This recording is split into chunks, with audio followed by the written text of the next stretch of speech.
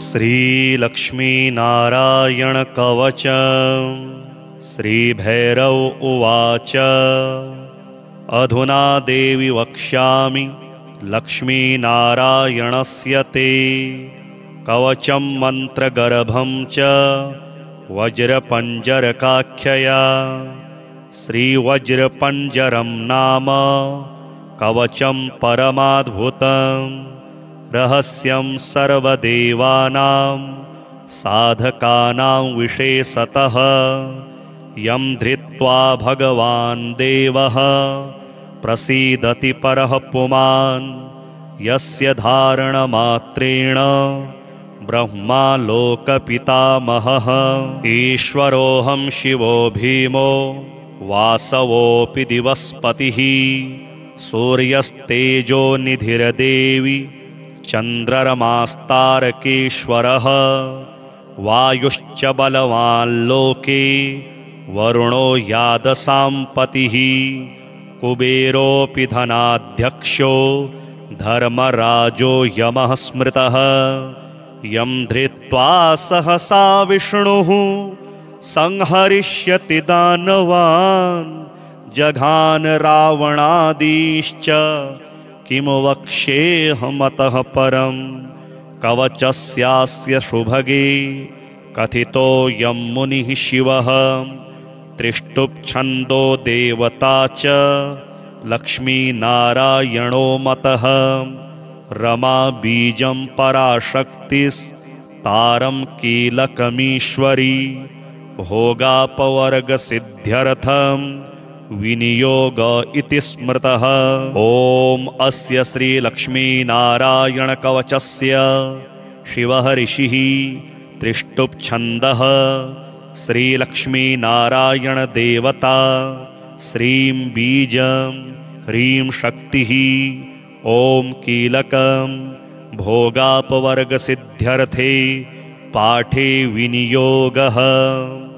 पूर्णेन्दुवदनं पीतवसनं कमलासनं लक्ष्म्याश्रितं चतुर्बाहुं लक्ष्मीनारायणं भजे। ॐ वासुदेवोऽवतु मे मस्तकं शशिरोरुहं ह्रीं ललाटं सदा पातु लक्ष्मीविष्णुः समन्ततः हसः नेत्रोऽवताल्लक्ष्मी गोविन्दो जगतां पतिः ह्रीं नासां सर्वदा पातु लक्ष्मीदामोदरः प्रभुः श्रीमुखं सततं पातु देवो लक्ष्मीत्रिविक्रमः लक्ष्मीकण्ठं सदा पातु देवो लक्ष्मीजनार्दनः नारायणाय बाहो मे पातु लक्ष्मीगदाग्रजः नमः पार्श्वौ सदा पातु लक्ष्मीनन्दैकनन्दनः अं आं इं ईं पातु वक्ष्यो ॐ लक्ष्मीत्रिपुरेश्वरः ॐ ॐ ह्रीं ह्रीं पातु कुक्षिं ह्रीं लक्ष्मीगरुडध्वजः ह्रीं ह्रीं ऐं ऐं पातु पृष्ठं हसः लक्ष्मीनृसिंहकः ॐ औं अं अः पातु नाभिं ह्रीं लक्ष्मीविष्टरस्रवः कं खं गं घं गुदं पातु श्रीं लक्ष्मीकैटभान्तकः चं छं जं झं पातु शिश्नं लक्ष्मीश्वरः प्रभुः टं ठं डं ढं कटिं पातु नारायणाय नायकः तं थं दं धं पातु चोरु नमो लक्ष्मी जगत्पतिः पं फं बं भं पातु जानु ॐ ह्रीं लक्ष्मी चतुर्भुजः यं रं लं वं पातु जङ्घे हसः लक्ष्मी गदाधरः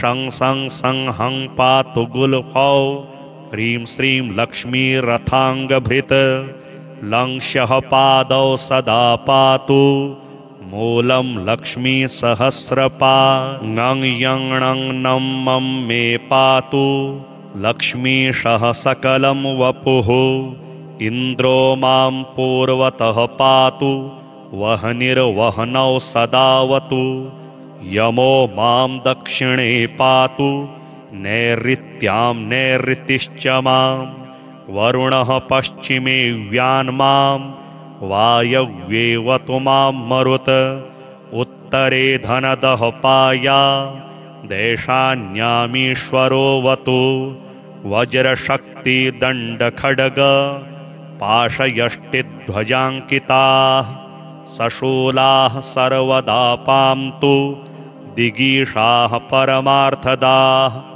अनन्तः पात्वधो नित्य मूर्ध्वे ब्रह्मावताच्च मां दशदिक्षो सदा पातु लक्ष्मीनारायणः प्रभुः प्रभाते पातु मां विष्णुर्मध्याह्ने वासुदेवकः दामोदरोऽवतात् सायं निषादौ नरसिंहकः सङ्कर्षणोर्धरात्रे व्यात् प्रभाते व्यात्रिविक्रमः अनिरुद्धः सर्वकालं विश्वक्सेनश्च सर्वतः रणे राजकुले द्युते विवादे शत्रुसङ्कटे ॐ ह्रीं हसः श्रीं श्रीं मूलं लक्ष्मीनारायणोऽवतु ॐ ॐ ॐ रणराजचौररिपुतः पायाच्च मां केशवः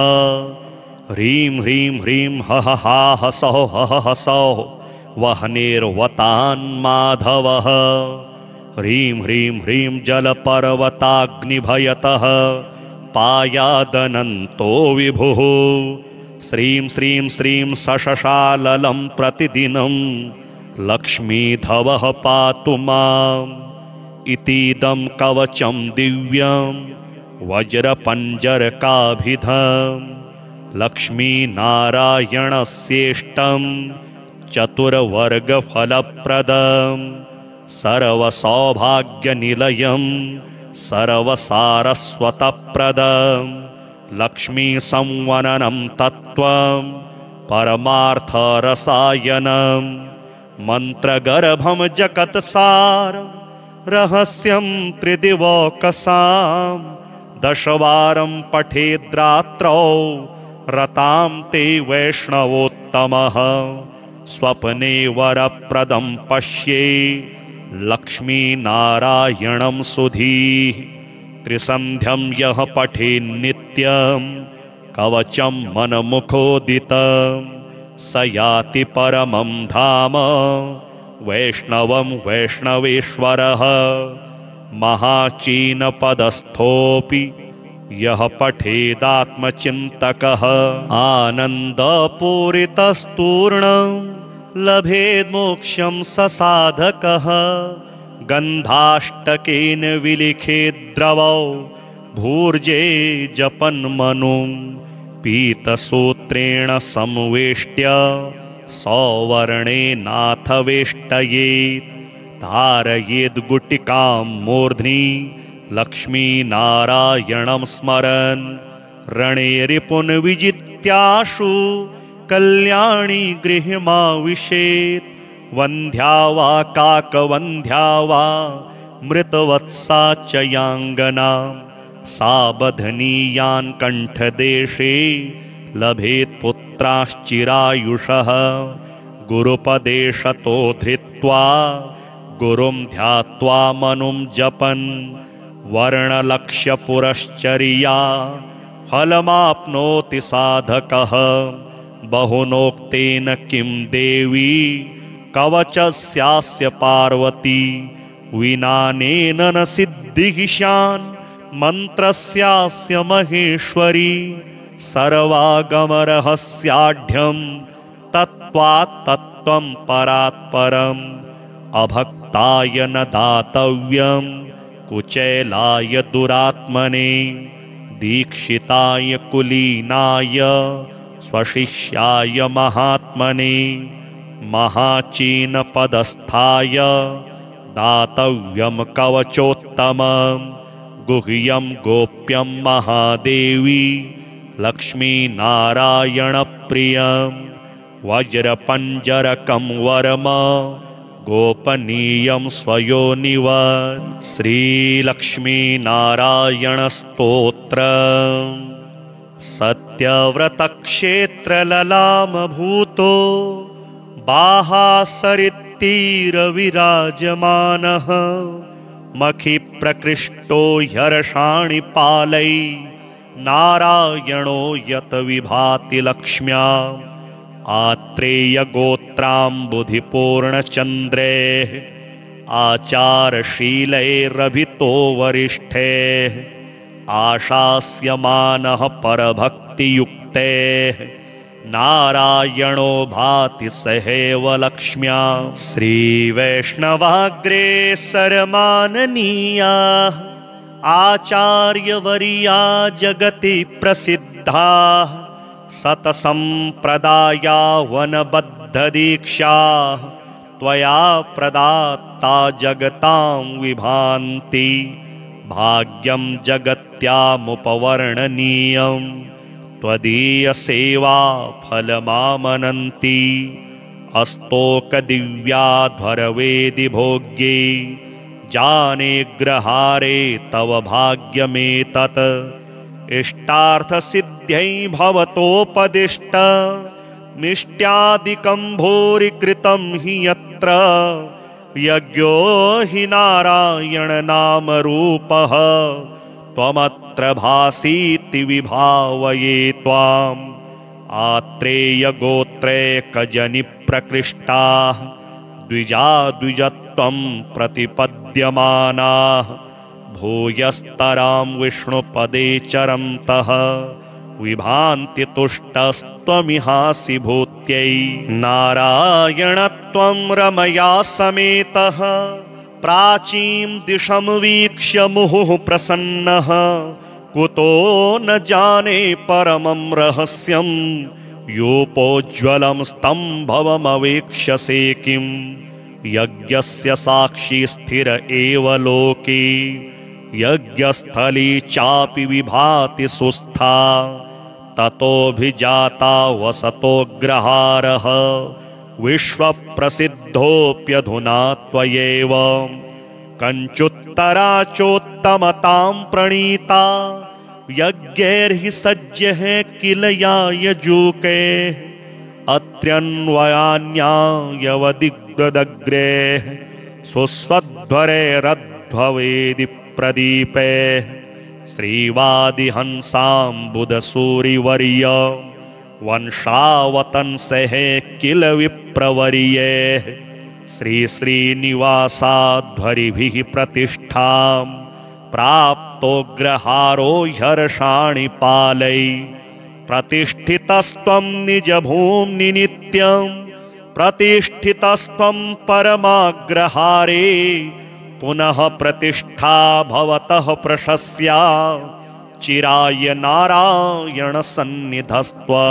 यमप्पयं प्राह्वयति स्म हृष्टो वरप्रदो वारणशैलमूर्ध्नि देवाधिराजोपय दीक्षितोऽसौ कूटस्थ एवाभवदत्रिगोत्रे कल्याणकुल्या कमनीययूपः कार्शं कुतः प्राप न वेद्मि तत्त्वं क्षमस्व सर्वान् अपराधवर्गान् हृद्यै समीक्षस्व सुधा कटाक्षात् कल्याणकुल्यामृतवाहिनीशात् योपः समुच्छायमुपेतु भूयः त्वदीयधामोज्ज्वलतामुपेयात् आराधनं ते नवतां प्रदद्यात् काञ्चीघटां वित्यभिधानभाजः श्रीवेङ्कटाचार्यमुखः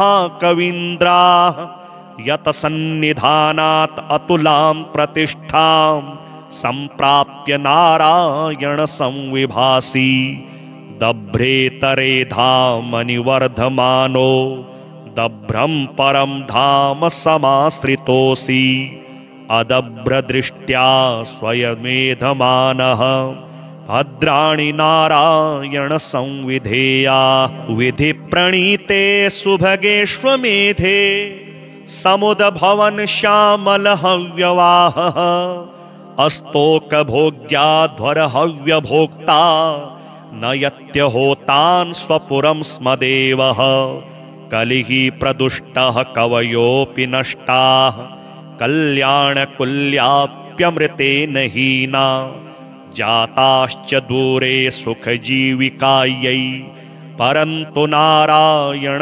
सुस्थिरोऽसि पूतोग्रहारो मखजालकृत्या पूतास्थली सतपदरेणुपूर्णा पूता वयं ग्राम सुनाम धृत्या वसेम नारायण ते कटाक्षे श्रीसूक्त होमेन कृतेन भक्त्या ग्रामः समृद्धिं सकलामुपैतु देवः समाराधन संप्रहृष्टः अभीष्टदायी सततं विभातु अत्र्यन्वयाये जनिमेत्य सेवा रतेन मावासरघूत्तमेन भक्त्या कृतं स्तोत्रमिदं पठन्तः लक्ष्मीकटाक्षेण विभान्तु लोके लक्ष्मीनारायणं देवं मन्दिरं नूतननिर्मितं रक्षितां यागशालां च दृष्ट्वा तुष्टिं भजेमहि श्रीलक्ष्मीनारायणाष्टकम् आर्तानां दुःखशमने दीक्षितं प्रभुमव्ययम् अशेषजगदाधारं लक्ष्मीनारायणं भजे अपारकरुणाम्भोधिम् आपदबान्धवमच्युतम् अशेषदुःखशान्त्यर्थं लक्ष्मीनारायणं भजे भक्तानां वत्सलं भक्ति गम्यं सर्वगुणाकरम् अशेषदुःखशान्त्यर्थं लक्ष्मीनारायणं भजे सुहृदं सर्वभूतानां सर्वलक्षणसंयुतम् अशेषदुःखशान्त्यर्थं लक्ष्मीनारायणं भजे चिदचित् सर्वजन्तूनाम् आधारं वरदं परम् अशेषदुःखशान्त्यर्थं लक्ष्मीनारायणं भजे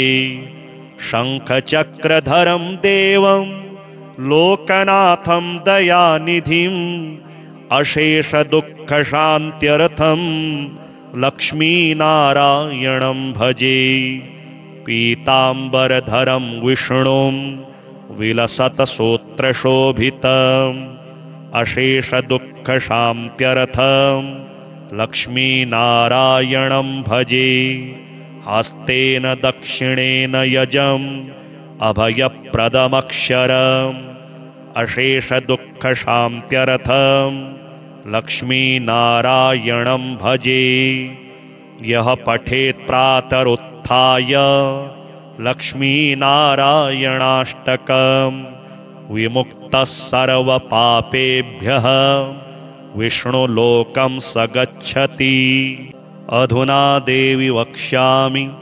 लक्ष्मीनारायणस्य ते कवचं मन्त्रगर्भं च वज्रपञ्जरकाख्यया श्रीवज्रपञ्जरं नाम कवचं परमाद्भुतं रहस्यं सर्वदेवानां साधकानां विशेषतः यं धृत्वा भगवान् देवः प्रसीदति परः पुमान् यस्य धारणमात्रेण ब्रह्मा लोकपितामहः ईश्वरोऽहं शिवो भीमो वासवोऽपि दिवस्पतिः सूर्यस्तेजो निधिर्देवी चन्द्ररमास्तारकेश्वरः वायुश्च बलवान् लोके वरुणो यादसाम्पतिः कुबेरोऽपि धनाध्यक्षो धर्मराजो यमः स्मृतः यं धृत्वा सहसा विष्णुः संहरिष्यति दानवान् जघान रावणादीश्च किं वक्ष्येऽहमतः परं कवचस्यास्य सुभगे कथितोऽयं मुनिः शिवः त्रिष्टुप्छन्दो देवता च लक्ष्मीनारायणो मतः रमा बीजं पराशक्तिस्तारं कीलकमीश्वरी भोगापवर्गसिद्ध्यर्थं विनियोग इति स्मृतः। ॐ अस्य श्रीलक्ष्मीनारायणकवचस्य शिवः ऋषिः त्रिष्टुप्छन्दः श्रीलक्ष्मीनारायणदेवता श्रीं बीजं ह्रीं शक्तिः ॐ कीलकं भोगापवर्गसिद्ध्यर्थे पाठे विनियोगः। पूर्णेन्दुवदनं पीतवसनं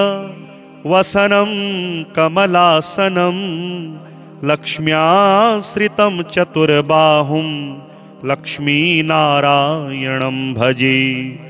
ॐ वासुदेवोऽवतु मे मस्तकं शशिरोरुहं ह्रीं ललाटं सदा पातु लक्ष्मीविष्णुः समन्ततः हसः नेत्रोऽवताल्लक्ष्मी गोविन्दो जगतां पतिः ह्रीं नासां सर्वदा पातु लक्ष्मीदामोदरः प्रभुः श्रीमुखं सततं पातु देवो लक्ष्मीत्रिविक्रमः लक्ष्मीकण्ठं सदा पातु देवो लक्ष्मीजनार्दनः नारायणाय बाहो मे पातु लक्ष्मीगदाग्रजः नमः पार्श्वौ सदा पातु लक्ष्मीनन्दैकनन्दनः अं आं इं ईं पातु वक्ष्यो ॐ लक्ष्मीत्रिपुरेश्वरः ॐ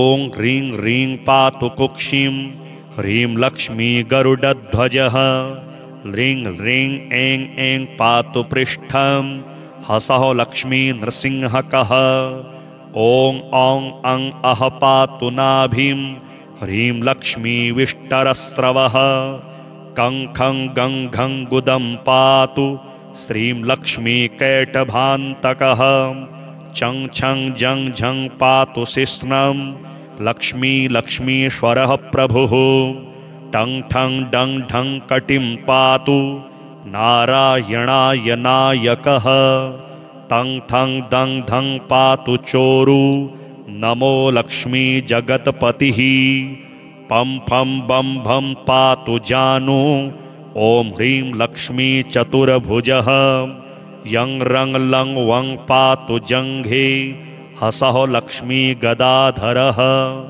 शं सं सं हं पातु गुल्फौ ह्रीं श्रीं लक्ष्मी रथाङ्गभृत् लं शः पादौ सदा पातु मूलं लक्ष्मी सहस्रपा ङं यं णं नं मं मे पातु लक्ष्मीशः सकलं वपुः इन्द्रो मां पूर्वतः पातु वह्निर्वह्नौ सदावतु यमो मां दक्षिणे पातु नैऋत्यां नैऋतिश्च मां वरुणः पश्चिमे व्यान्मां वायव्येवतु मां मरुत उत्तरे धनदः पाया देशान्यामीश्वरोऽवतु वज्रशक्तिदण्डखड्ग पाशयष्टिध्वजाङ्किताः सशूलाः सर्वदा पान्तु दिगीषाः परमार्थदाः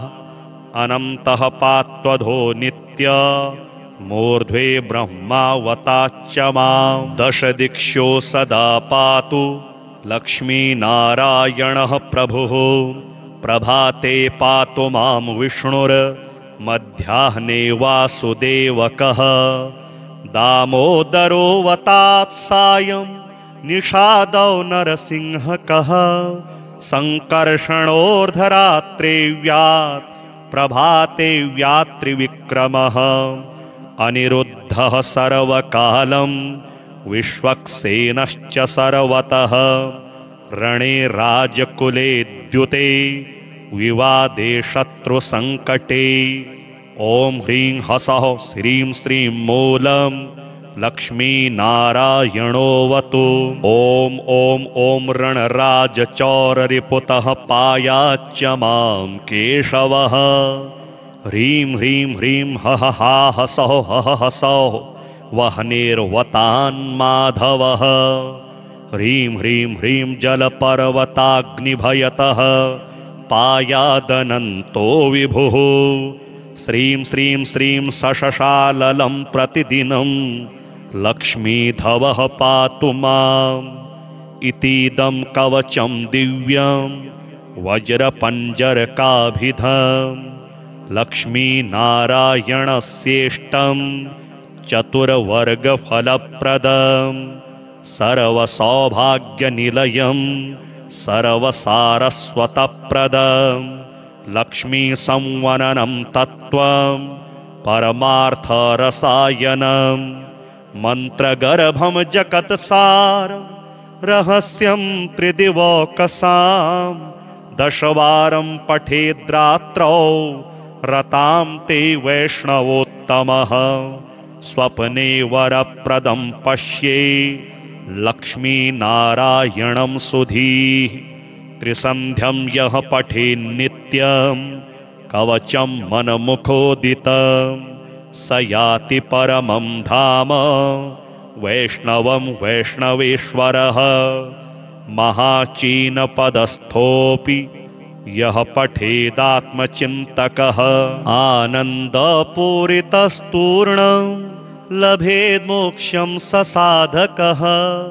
गन्धाष्टकेन विलिखेद्द्रवौ भूर्जे जपन्मनुं पीतसूत्रेण संवेष्ट्य सौवर्णेनाथ वेष्टयेत्। धारयेद्गुटिकां मूर्ध्नि लक्ष्मीनारायणं स्मरन् रणे रिपुन् विजित्याशु कल्याणी गृहमाविशेत्। वन्ध्या वा काकवन्ध्या वा मृतवत्सा च याङ्गना सा बध्नीयान् कण्ठदेशे लभेत् पुत्राश्चिरायुषः। गुरुपदेशतो धृत्वा गुरुं ध्यात्वा मनुं जपन् वर्णलक्ष्यपुरश्चर्या फलमाप्नोति साधकः। बहुनोक्तेन किं देवी कवचस्यास्य पार्वती विनानेन न सिद्धिशान् मन्त्रस्यास्य महेश्वरी।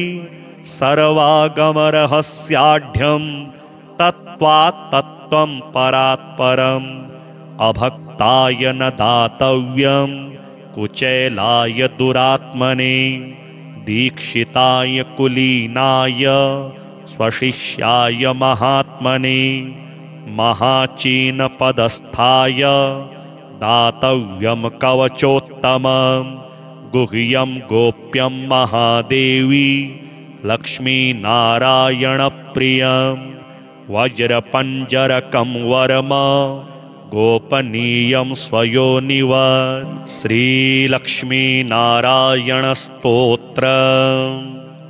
सत्यव्रतक्षेत्रललामभूतो बाहासरित्तीरविराजमानः मखिप्रकृष्टो ह्यर्षाणि पालै नारायणो यत विभाति लक्ष्म्याम्।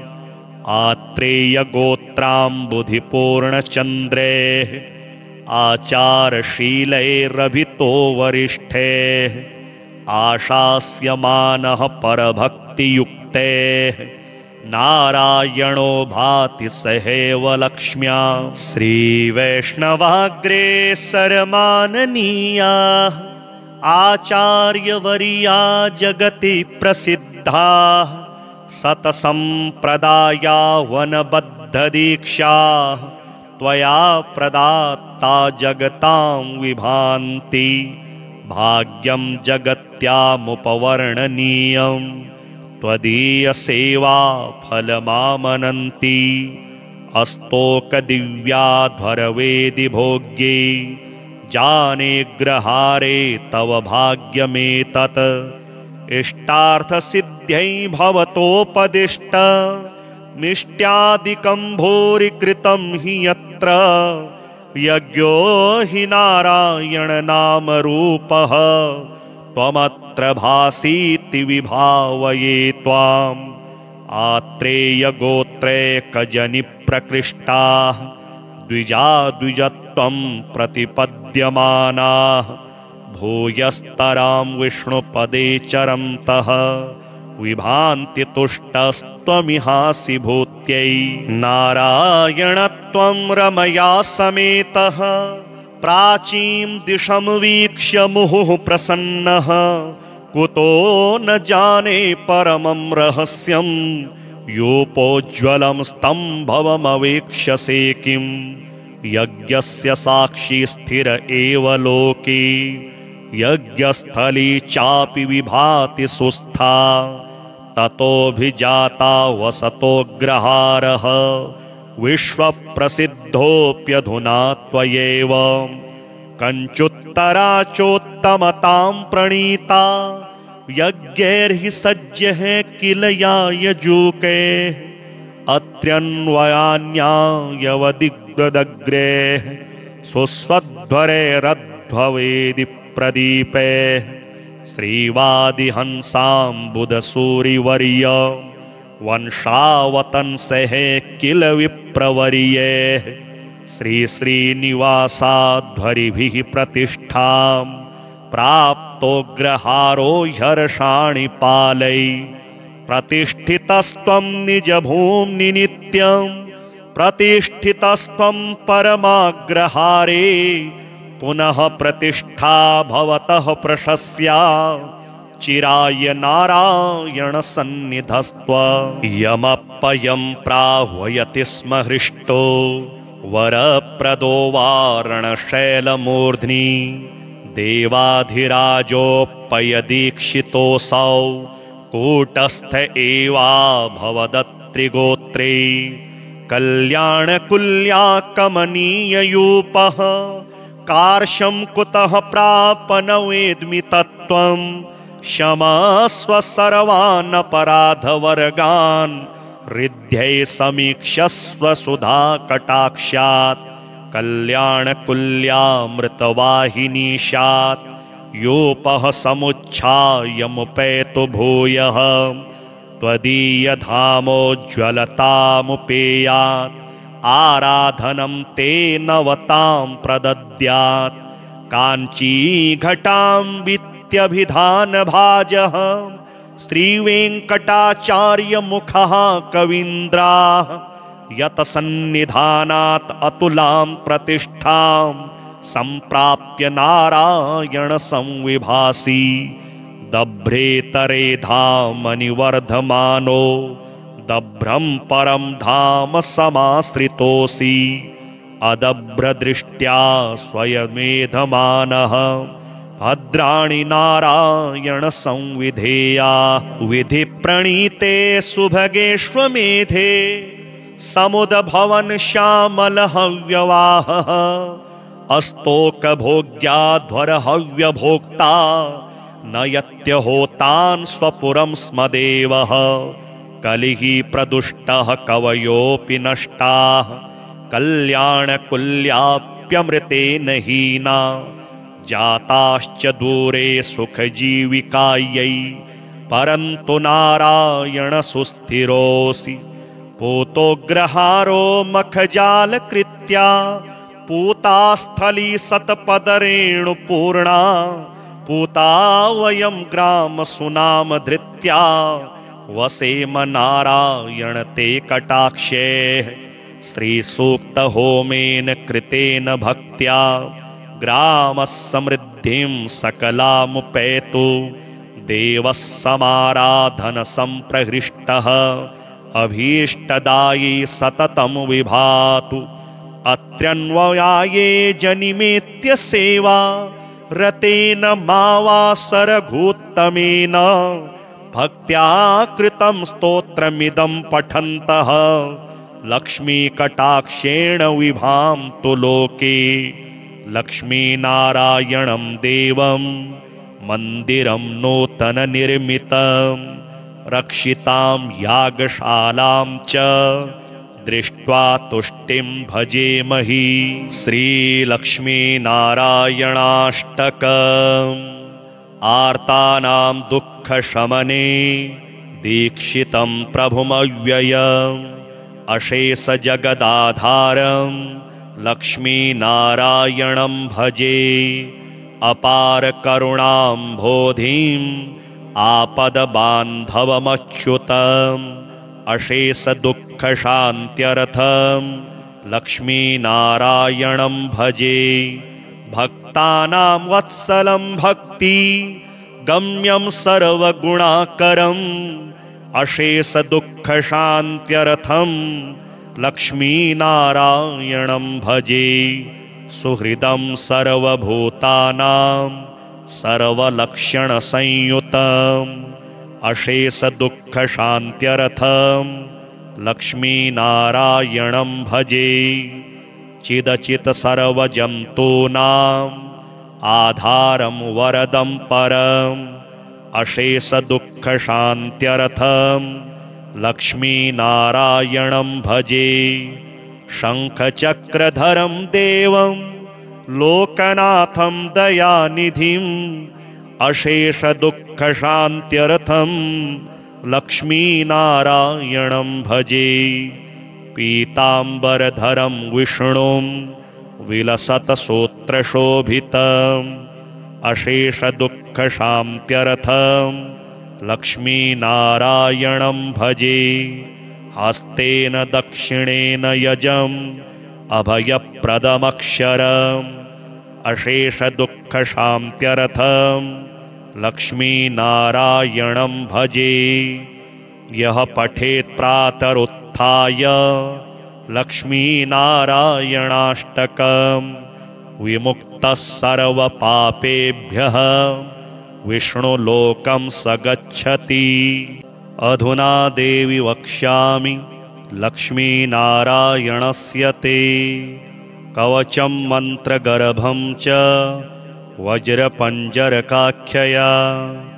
श्रीवज्रपञ्जरं नाम कवचं परमाद्भुतं रहस्यं सर्वदेवानां साधकानां विशेषतः यं धृत्वा भगवान् देवः प्रसीदति परः पुमान् यस्य धारणमात्रेण ब्रह्मा लोकपितामहः।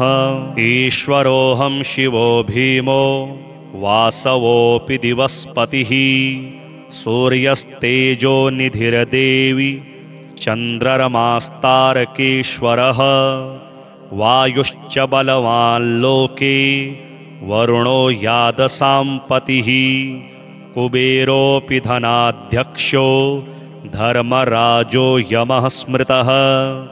यं धृत्वा सहसा विष्णुः संहरिष्यति दानवान् जघान रावणादीश्च किं वक्ष्येऽहमतः परं।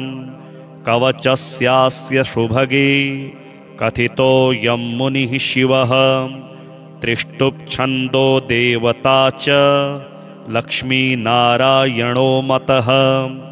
रमा बीजं पराशक्तिस्तारं कीलकमीश्वरी भोगापवर्गसिद्ध्यर्थं विनियोग इति स्मृतः। ॐ अस्य श्रीलक्ष्मीनारायणकवचस्य शिवः ऋषिः त्रिष्टुप्छन्दः श्रीलक्ष्मीनारायणदेवता श्रीं बीजं ह्रीं शक्तिः ॐ कीलकं भोगापवर्गसिद्ध्यर्थे पाठे विनियोगः। पूर्णेन्दुवदनं पीत वसनं कमलासनं लक्ष्म्याश्रितं चतुर्बाहुं लक्ष्मीनारायणं भजे। ॐ वासुदेवो वतु मे मस्तकं शशिरोरुहं ह्रीं ललाटं सदा पातु लक्ष्मी विष्णुः समन्ततः। हसौ नेत्रोवता लक्ष्मी गोविन्दो जगतां पतिः ह्रीं नासां सर्वदा पातु लक्ष्मी दामोदरः प्रभुः श्रीं मुखं सततं पातु देवो लक्ष्मी त्रिविक्रमः लक्ष्मीकण्ठं सदा पातु देवो लक्ष्मी जनार्दनः नारायणाय बाहो मे पातु लक्ष्मी गदाग्रजः नमः पार्श्वौ सदा पातु लक्ष्मी नन्दैकनन्दनः अं आं इं ईं पातु वक्ष्यो ॐ लक्ष्मी त्रिपुरेश्वरः ॐ ॐ ह्रीं ह्रीं पातु कुक्षिं ह्रीं लक्ष्मी गरुडध्वजः ह्रीं ह्रीं ऐं ऐं पातु पृष्ठं हसः लक्ष्मी नृसिंहकः ॐ औं अं अः पातु नाभिं ह्रीं लक्ष्मी विष्टरस्रवः कं खं गं घं गुदं पातु श्रीं लक्ष्मी कैटभान्तकः चं छं जं झं पातु शिश्नं लक्ष्मी लक्ष्मीश्वरः प्रभुः टं ठं डं ढं कटिं पातु नारायणाय नायकः तं थं दं धं पातु चोरु नमो लक्ष्मी जगत्पतिः पं फं बं भं पातु जानु ॐ ह्रीं लक्ष्मी चतुर्भुजः यं रं लं वं पातु जङ्घे हसः लक्ष्मी गदाधरः शं सं सं हं पातु गुल्फौ ह्रीं श्रीं लक्ष्मी रथाङ्गभृत् लं शः पादौ सदा पातु मूलं लक्ष्मी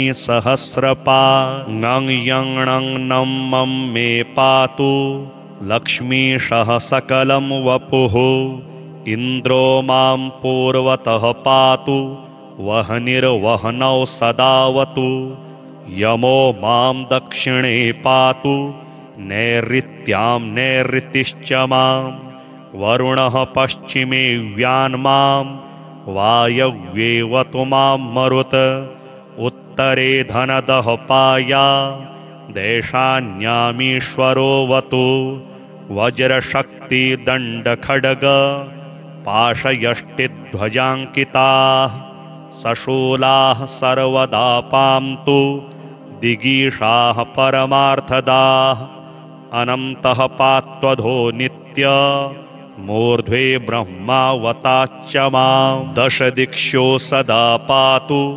लक्ष्मीनारायणः प्रभुः प्रभाते पातु मां विष्णुर्मध्याह्ने वासुदेवकः दामोदरोऽवतात् सायं निषादौ नरसिंहकः सङ्कर्षणोर्धरात्रे व्यात् प्रभाते व्यात्रिविक्रमः अनिरुद्धः सर्वकालं विश्वक्सेनश्च सर्वतः रणे राजकुले द्युते विवादे शत्रुसङ्कटे ॐ ह्रीं हसः श्रीं श्रीं मूलं लक्ष्मीनारायणोऽवतु ॐ ॐ ॐ रणराजचौररिपुतः पायाच्च मां केशवः ह्रीं ह्रीं ह्रीं हः हा हसः हः हसः वह्निर्वतान्माधवः ह्रीं ह्रीं ह्रीं जलपर्वताग्निभयतः पायादनन्तो विभुः श्रीं श्रीं श्रीं सशशाललं प्रतिदिनं लक्ष्मीधवः पातु माम् इतीदं कवचं दिव्यं वज्रपञ्जरकाभिधं लक्ष्मीनारायणस्येष्टं चतुर्वर्गफलप्रदं सर्वसौभाग्यनिलयं सर्वसारस्वतप्रदं लक्ष्मीसंवननं तत्त्वं परमार्थरसायनं मन्त्रगर्भं जगत्सारं रहस्यं त्रिदिवौकसां दशवारं पठेद्रात्रौ रतां ते वैष्णवोत्तमः स्वप्ने वरप्रदं पश्ये लक्ष्मीनारायणं सुधीः त्रिसन्ध्यं यः पठेन्नित्यं कवचं मनमुखोदितं स याति परमं धाम वैष्णवं वैष्णवेश्वरः। महाचीनपदस्थोऽपि यः पठेदात्मचिन्तकः आनन्दपूरितस्तूर्णं लभेन्मोक्षं स साधकः। गन्धाष्टकेन विलिखेद्द्रवौ भूर्जे जपन्मनुं पीतसूत्रेण संवेष्ट्य सौवर्णेनाथ वेष्टयेत्। धारयेद्गुटिकां मूर्ध्नि लक्ष्मीनारायणं स्मरन् रणे रिपुन् विजित्याशु कल्याणी गृहमाविशेत्। वन्ध्या वा काकवन्ध्या वा मृतवत्सा च याङ्गना सा बध्नीयान् कण्ठदेशे लभेत् पुत्राश्चिरायुषः। गुरुपदेशतो धृत्वा गुरुं ध्यात्वा मनुं जपन् वर्णलक्ष्यपुरश्चर्या फलमाप्नोति साधकः। बहुनोक्तेन किं देवी कवचस्यास्य पार्वती विनानेन न सिद्धिशान् मन्त्रस्यास्य महेश्वरी। सर्वागमरहस्याढ्यं तत्त्वात् तत्त्वं परात् परम् अभक्ताय न दातव्यं कुचेलाय दुरात्मने दीक्षिताय कुलीनाय स्वशिष्याय महात्मने महाचीनपदस्थाय दातव्यं कवचोत्तमं गुह्यं गोप्यं महादेवी लक्ष्मीनारायणप्रियं वज्रपञ्जरकं वर्म गोपनीयं स्वयोनिवत्। श्रीलक्ष्मीनारायणस्तोत्रम्।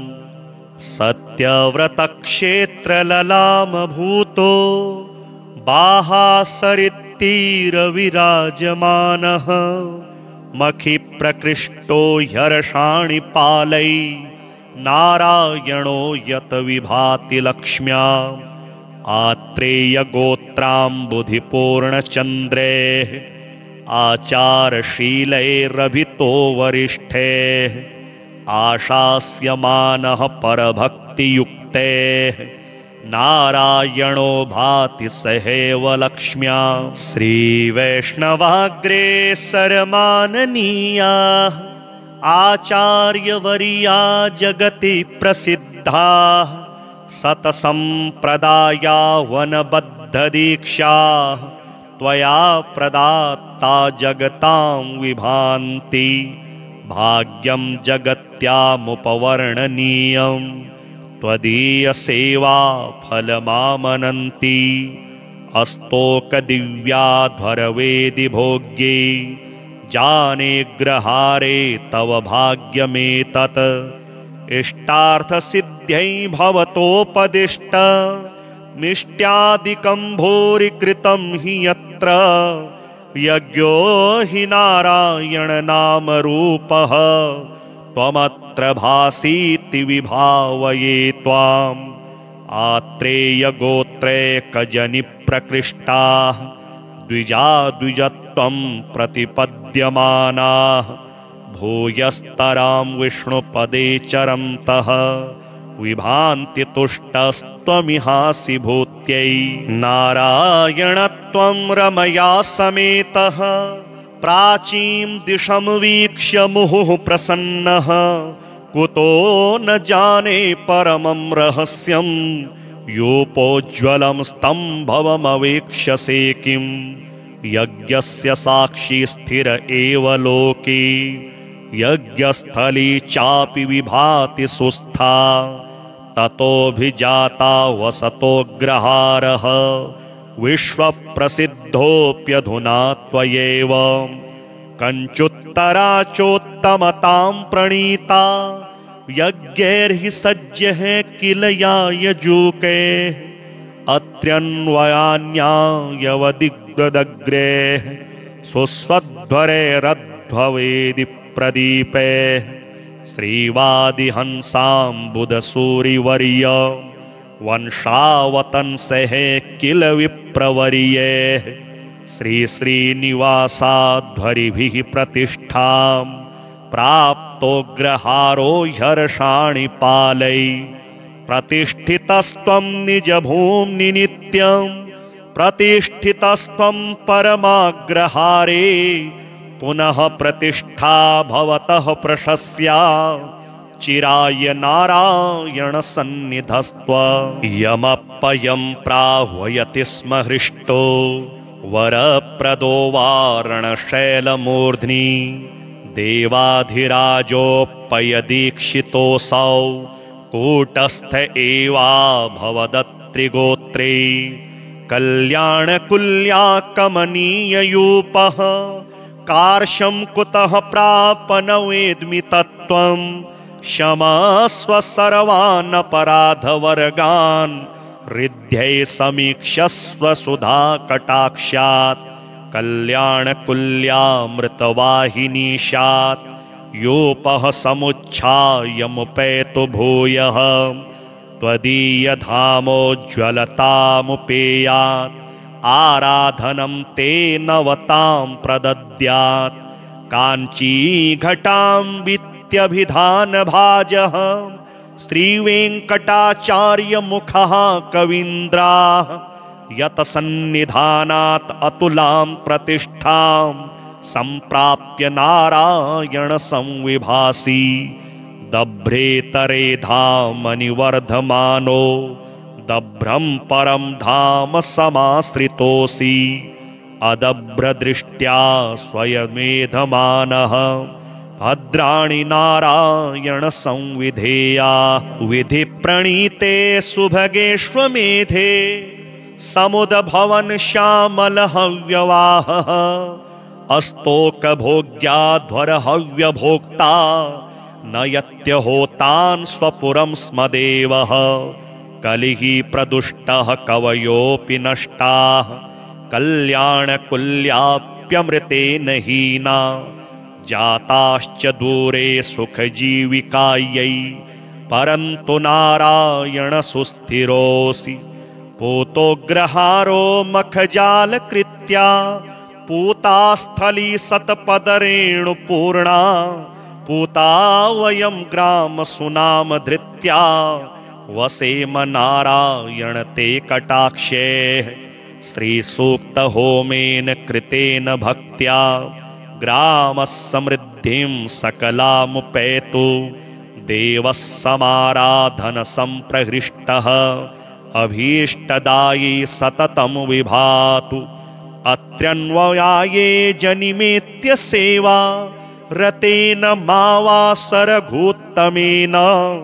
भक्त्या कृतं स्तोत्रमिदं पठन्तः लक्ष्मीकटाक्षेण विभान्तु लोके लक्ष्मीनारायणं देवं मन्दिरं नूतननिर्मितं रक्षितां यागशालां च दृष्ट्वा तुष्टिं भजेमहि श्रीलक्ष्मीनारायणाष्टकम् आर्तानां दुःखशमने दीक्षितं प्रभुमव्ययम् अशेषजगदाधारं लक्ष्मीनारायणं भजे अपारकरुणाम्भोधिम् आपदबान्धवमच्युतम् अशेषदुःखशान्त्यर्थं लक्ष्मीनारायणं भजे भक्तानां वत्सलं भक्ति गम्यं सर्वगुणाकरम्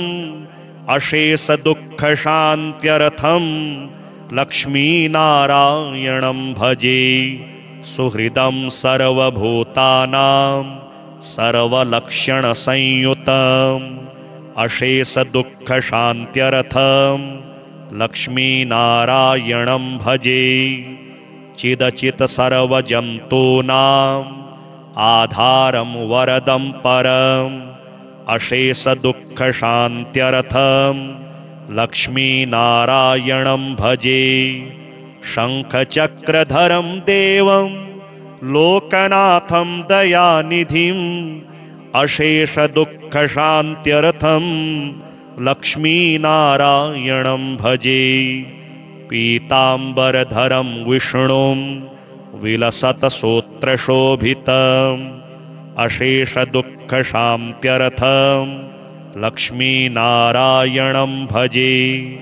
हस्तेन दक्षिणेन यजम् अभयप्रदमक्षरम् अशेषदुःखशान्त्यर्थं लक्ष्मीनारायणं भजे।